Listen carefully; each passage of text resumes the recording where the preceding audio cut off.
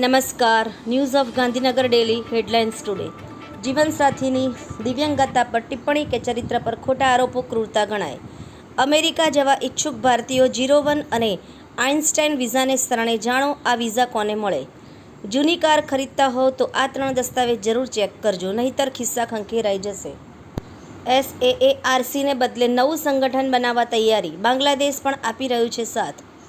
Supreme કોર્ટે ભાગેડુ લલિત મોદીને આપ્યો ઝટકો, હવે BCCIને આપવા પડશે કરોડો રૂપિયા.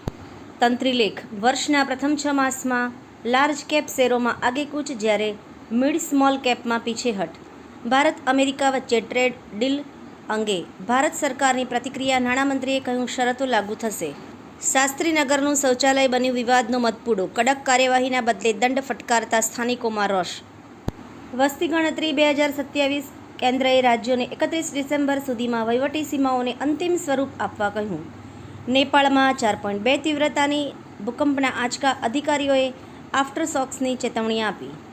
સ્પેસ સ્ટેશનમાં કેટલા વાગ્યા હશે, જાણો અંતરિક્ષની ટાઈમ ઝોન સિસ્ટમ. એનોજી સાહિત્ય સરિતા ગ્રુપ. વિષય રથયાત્રા. એના ઉપર સર્જકોને ખૂબ જ સુંદર વિવિધ સ્વરચિત રચનાઓ.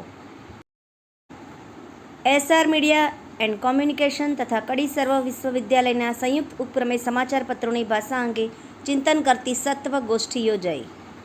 2025-26ના પ્રથમ ક્વાર્ટરમાં ગુજરાત સરકારની માલિકીની કંપનીઓનો શેરબજારમાં ડંકો વાગ્યો. BSF, સેનેક્સ અને નિફ્ટને પાછળ છોડ્યા.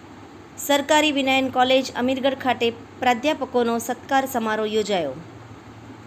મેયરશ્રીએ તેમની ગ્રાન્ટમાંથી મુક્તિધામ સેક્ટર 30 ખાતે રથ ટાઈપની 02 નંગ સબવાહિની સોંપી.